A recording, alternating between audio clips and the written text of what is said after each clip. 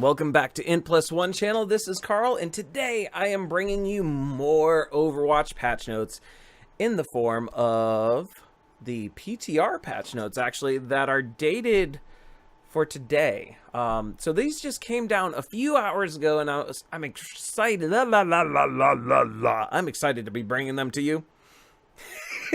Got a little tongue-tied there. So this is patch 1.11.0, the patch notes for May 3rd, 2017. Now, I got a chance to preview these a little bit, and there's some really interesting changes. I also realized that I actually did not do a live patch note video for April 27th. I've been pretty busy lately. I don't know how I stay so busy, but I do. With that said, let's check this out. A new patch is now live on Windows PC. Read below to learn more about the latest changes. We aren't going to do that. We are jumping to General. Custom games and game browsers. Players can now disable secondary fire and secondary weapons in custom games. This has been something that's been requested by the community. This is just more ways, really, to experiment with what's possible and to see what game modes are fun and what aren't. And actually, I'm considering doing a video on custom game modes, kind of showcasing a few that I think are actually quite creative. You can also now disable one Symmetra ultimate while leaving the other active. Of course, Symmetra is the only hero at current that actually has two ults. She's got, of course, her original teleporter that's been there since beta, maybe even technically alpha. She was one of the original characters.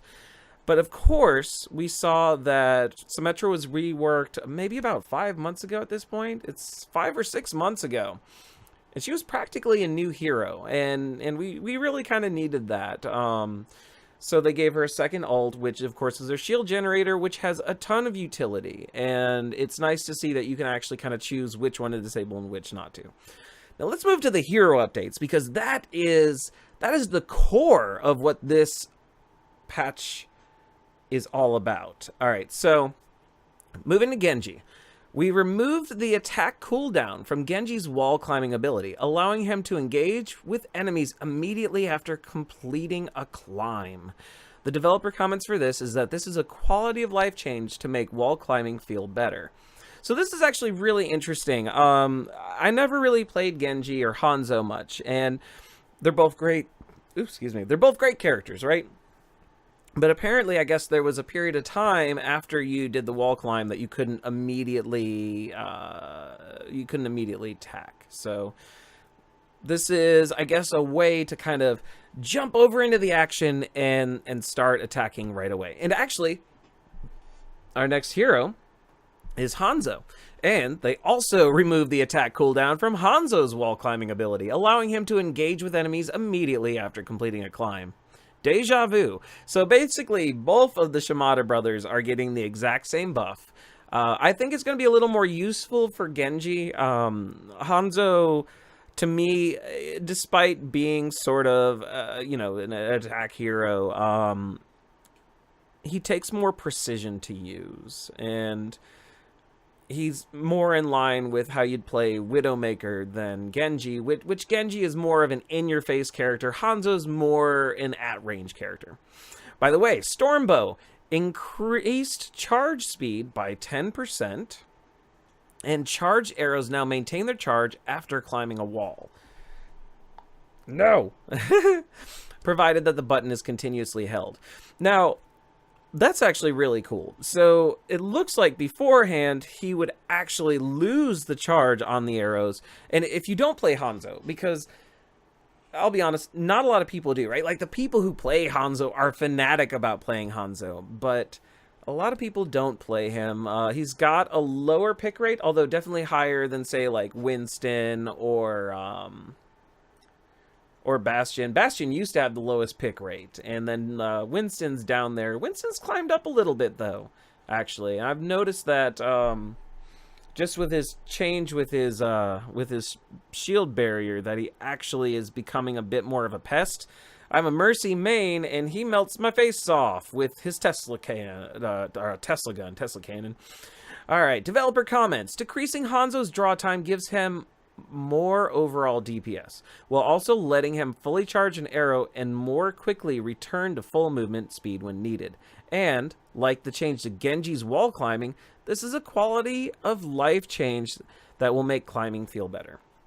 So both Genji and Hanzo got universal buffs that I think are going to help with their pick rate. And that might be part of it, although to be honest, Genji's pick rate is pretty consistent. His ult is a game changer when a team is tightly woven together. And Hanzo, I will tell you, the best strategy lately that I've seen with Hanzo's is instead of releasing their ultimate facing towards the enemy, what I've actually been seeing is this strategy emerge where they'll actually go to the side and release their ult. This works in situations where they're on attack and you're trying to take out a defending point. Specifically, point B on Anubis is where I see this strategy unfolding a lot and really well. They'll either go up on the side of the temple or the side, basically on both sides of the spawn, and release the ultimate, release the dragons. So it's actually pretty wild. All right, Orisa, her fusion driver, which is her main attack, the damage has been reduced by 15%. Now this is interesting because when Orisa was first launched on the PTR, she actually had a clip size of 200. That's been dropped down to 150. Now they're actually decreasing her damage as well. So her clips don't last as long and her overall damage output is actually being reduced. Now, from reading the community pulse, this is actually a surprising change to me because I found that a lot of people feel that Orisa is actually underpowered. Now, I've actually not agreed with that. And the reason why I disagree with that statement is because Orisa's role is one of a tank, right? That's where Blizzard conceptualizes her niche. And so for her to have such high DPS and such continuous DPS as a tank, I think was fundamentally unbalanced. This sees her getting pushed a little bit more in the direction of a pure tank with some available DPS, but kind of scales her back as maybe a must pick in some comps. Although, to be honest, I was surprised. So I expected to see an Orisa Reinhardt comp be super common, but I have not seen Orisa displace tanks like I had initially suspected when I first played her on the PTR. Now, the counter to this, and the second change to her, is that her protective barrier, the cooldown has been reduced from 12 seconds to 8 seconds. This is a nice change. So despite the fact that they're decreasing her damage, what I feel like is that they are trying to push her squarely back into where she was initially conceptualized to be a tank. By making that barrier something you can more quickly erect. A 4-second difference is a big difference, by the way. They're now squarely putting her right in that tank defense box. And so we've got developer comments. To help Orisa maintain the front line for her team, we're reducing the cooldown of her protective barrier. This change also helps her reposition the barrier more easily when needed. To compensate for this new defensive strength, we're reducing her fusion driver's damage as it felt too high. Okay, so it looks like they're using a little bit different reasoning than I was looking at. I was looking at them trying to put her squarely more into the tank role. This is more about, okay, we've decided to buff her barrier, but we need to balance her.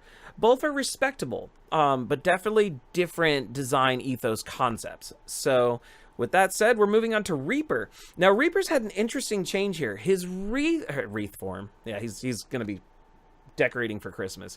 His wraith form. Ammo is now entirely refilled when wraith form is used. Holy cow. Actually, this should be cause for celebration for every Reaper main, because wraith form has its uses, right? The one thing that's negative about it is when you jump into wraith form, you do not have a choice of when you exit, right? So if you compare this to another analogous move, like when Mei goes into her ice block form, you can choose to come out of that early. Now, if you do that, you do forfeit some health regain, and you also do still trigger your cooldown period. But The moment you put Reaper into Wraith form, you had to wait the entire duration. Now that means that if you were using it to escape, because you would actually get a slight speed boost. It was like 1.5 times the base speed that he has, which isn't a lot. But you could Wraith away, and then you'd go to shoot someone, and you'd have no bullets. Well, now, when you enter Wraith form, you are ready to attack right away. This might not sound like a big change, but this is a big, big deal. And the developer comments say, Wraith form is typically used as an escape ability after firing. This change gives Reaper a fighting chance if an enemy chases him down as he uses it. So yes, people, no more easy picking off of a Reaper as he moves away. This changes everything. All right, now on to Reinhardt. The Earth Shatter. Effective height has been lowered from 3 meters to 2 meters. I'm not 100% sure what they mean. I think they're talking about as soon as he, hammer down. I think that instead of it reaching up to 3 meters from the floor of where the Earth Shatter hits, that it won't actually go 3 meters above. Now, that's an interesting change, because if you have a character like Mercy or Pharah who's just slightly off the ground, it kind of puts them conveniently out of range. So this is kind of sounding like a decent nerf, right? It's not a major nerf, but it's a decent nerf. The height threshold of objects that Earth Shatter can climb has been lowered from 3 meters to 2 meters as well, making Earth Shatter less likely to climb tall objects as it crawls along the ground. Developer comments, Earth Shatter tended to climb unexpectedly high, frequently hitting targets that were significantly above ground. These changes help the ability to stay more grounded. Haha, I see what you did there. Okay. So I don't even know that we should look at this as a nerf. I mean, it technically is, but this is more trying to, I think, keep him in line with their vision for the ability rather than unexpected consequences. Looks like Soldier 76 got a change too. Heavy Pulse Rifle. Bullet damage decreased from 20 to 19.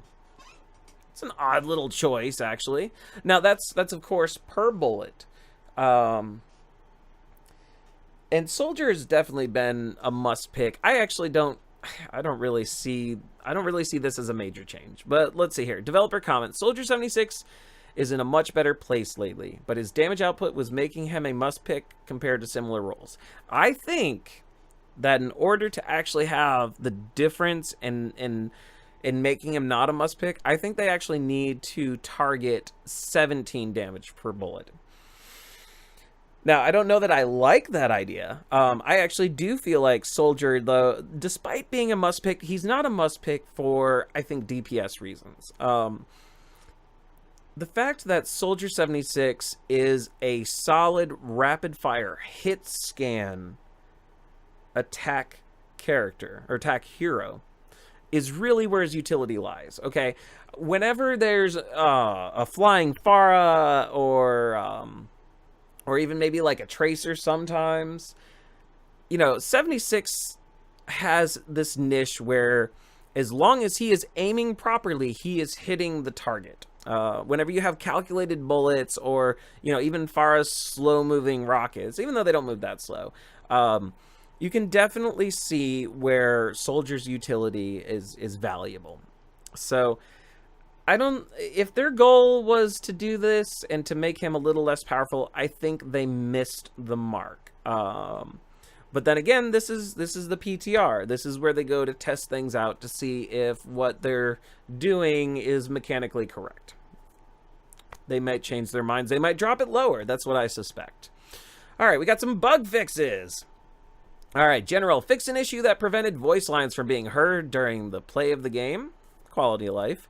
Fixed an issue causing shields to display the wrong team color during play of the game. That's interesting. I've never noticed that, but I don't know that I've ever paid that close attention to what color the shields were during play of the game.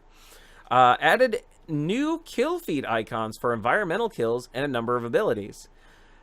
That's cool. I want to see that. I haven't loaded up this PTR yet, but I suspect that means that there might be like a car icon, like on Oasis or something. Or like, like a falling icon when you fall off that area on Eichenwald. Let's see. In arcade, fixed a bug causing the introduction before 1v1 mystery duels to be interrupted. I've not seen that, so I don't even know what that looks like. Fixed an issue causing parties to be split between teams after joining as a group for a custom game. Now, it's funny that's mentioned because I actually swear that that's happened to me in quick play when I was grouped up in a team and for whatever reason I was on the other team. But honestly, multiplayer games of all kinds have this issue for whatever reason. I've seen it before. AI fixed a bug that allowed bots to become stuck around the well on Ilios. There was a bug too, I want to say, that made some characters jump directly into the well. So that's good that they're actually fixing the AI bots. I don't play against AI bots. Well, I should say at one point I did for fun, but I never actually did it seriously. And so it's pretty cool to see this. All right, heroes. Fixed a bug that caused Lucio's healing in Speedsong auras to be inaccurately projected. Now, this is interesting because very recently they actually added the visual ring around Lucio that shows his effective area for both his healing and speed boost. And if it's being displayed incorrectly, then it no longer has that utility that it's supposed to have, because that visual indicator, it came around the same patch that they actually decreased the range from 30 meters to 10 meters in circumference. Now it's 10. So with it being that small, it's actually very important to know what your effective range is. Let's see. They fixed a bug that prevented Orisa's Fortify from blocking the alternative fire from Lucio's Sonic Amplifier. Now, Fortify is a cool ability because it is supposed to make her immobile while being hit by certain things, you know, like an Earth Shatter or like Farah's concussive rockets. So I actually didn't know that it wasn't working well. I thought it was already working. Let's see. They fixed a bug that prevented Orisa's protective barrier from deploying in certain situations. They fixed an issue that affected some graphics cards, causing an inaccurate ammo count to be displayed with Farah's Mecha Queen and Raptorian skins equipped. That's interesting. I would think that ammo displayed wouldn't necessarily be something that's calculated on the GPU at all, but on the CPU. So, unless I'm misunderstanding something fundamentally, I don't understand why that would be an issue. But it appears as though it was. Alright, they fixed a bug that could prevent two charging Reinhardts from being able to kill each other. I just sort of picture, you know, who pins who? Find out next time on Reinhardt Z. I never saw that, actually, so glad they fixed it. Edge case there. A lot of these are actually pretty edge casey. Fixed a bug that prevented Winston's Primal Range ultimate from restoring his health when hit by Ana's biotic grenade. I actually thought that was a feature, not a bug, so it's not working as intended. Maps. Fixed a bug that caused Tracer to move oddly when she first appeared in the tutorial. Haven't seen that. Fixed an issue causing asymmetry between pillars on the ruins capture point on Ilios. And fixed a bug that allowed Sombra to reach unintended locations on Watchpoint Gibraltar. It's just like those, you know, fixed a bug that allowed Reaper to shadow step into unintended locations. Sombra's getting her rounds of, you know, oh, she's not supposed to get here, so that's cool.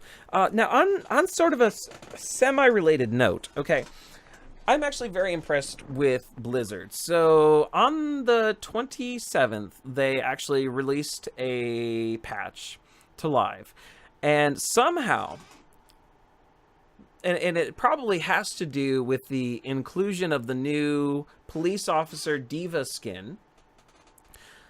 But even when that skin wasn't being used in a match, somehow it was actually causing massive amounts of crashes. To the point that Blizzard actually shut down the ability to pick D.va, rip, you know, D.va mains for that period of time. But the impressive thing, because every company has bugs. The fact that Blizzard got on it, took D.va down at like 11 p.m. Eastern Standard Time, and then brought her back up roughly 3 hours later, fixed with a hotfix, is just so impressive. You know, this is why I love doing these patch note videos. They're just a really good way for me to show appreciation for what the team has done. I'm always impressed, honestly. Jeff Goodman and Jeff Kaplan and all the other people at Blizzard that I don't know their names, they do a great job at managing the community. The actual programmers do a good job at addressing issues. I think their artists are great. You know, I'm maybe not a big fan of, you know, play Heroes of the Storm and unlock this skin, but I can understand that too. Heroes of the Storm is kind of in a weird position where you know, other MOBA style games like League of Legends or Dota 2 are so ingrained and so popular that they have to kind of take their existing communities and create incentives to keep it going. However, I also think that, as a side note, from what I've been reading, it's decreasing the quality of matches because you have a lot of people who are really only interested in playing for that skin. Now, if that's what they want to do, that's fine, because I suspect that it does still increase, you know, Heroes of the Storm's player base, at least temporarily. But I don't know that it's the best way to handle it. I do like the idea of Overwatch items being earnable in Overwatch. By the way, I am also really, really impressed. So anybody who knows me knows that I loved the Uprising event, just like I loved Junkenstein's Revenge. There was some controversy when one of the events actually ended like a day early. So a lot of people had actually saved up coins to go ahead and buy skins or whatever, and then found out they couldn't. Well, everybody knew that the event was ending on May 1st. But in really what is an unprecedented thing, they reactivated the ability to get loot boxes. And instead of...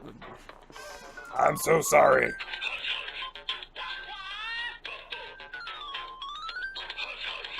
Okay. They reactivated the ability to get loot boxes for this event.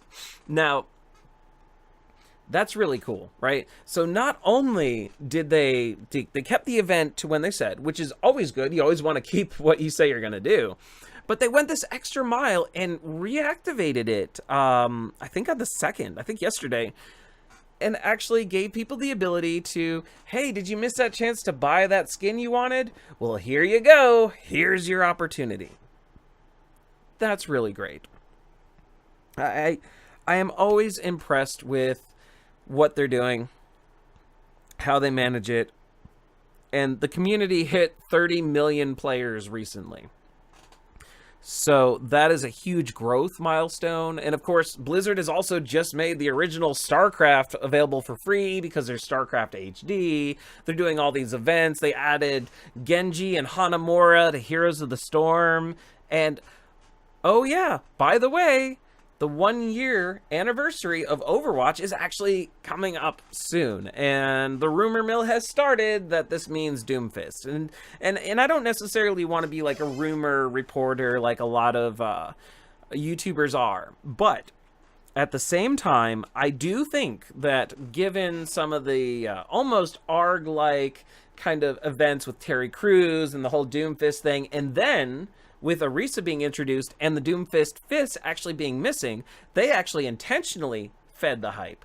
So what do I think? I think that does mean that we are probably getting our next hero, I would dare say, within the month, which is crazy to think about because Orisa feels like she just came around. Now it has been actually a couple months, so it's getting to be right about that right time. Oh, another reason why I think so. So the US, Russian, French, and I think Brazilian YouTube channels actually got an extra private video added to the Heroes playlist. Now, anytime that that's happened, that has meant a new hero is coming, a new hero is on the way, and you know what? I think that this time it's real, boys and girls. I think it's actually happening. So, Doomfist hype. Keep it on the level a little, right? Because we've been kind of faked out before. I don't think this is going to be another Sombra 3-month ARG kind of thing, though. I think it's just going to be a short and sweet, very similar to how Orisa was released. I think this time we're going to get a I was about to call it an FMV, but you know, one of the animated videos. FMV is such an old term, full motion video. But I digress. Anyway, I took a little bit longer than just talking about the patch notes, but I want to get through the meat and potatoes, talk a little bit about some of the things that have been happening. Overwatch is this wonderful, constantly evolving game. It's really my favorite games as a service game out there. You know, I know a lot of people are not liking the trend of online-only games, but Overwatch does it right, to the point where I don't mind that it's online only. However, I really hope they keep up with these PvE events. I want more lore. I'm loving their comics. And you know what, Blizzard, just keep doing the thing. I'm gonna keep doing the thing. And with that said, thank you for watching. If you enjoyed this video, go ahead and like it. If you have anything to say, go ahead and comment. And if you haven't subscribulated, press that subscribulation button. With that said, let's keep doing the thing. Later. Whoops. Later.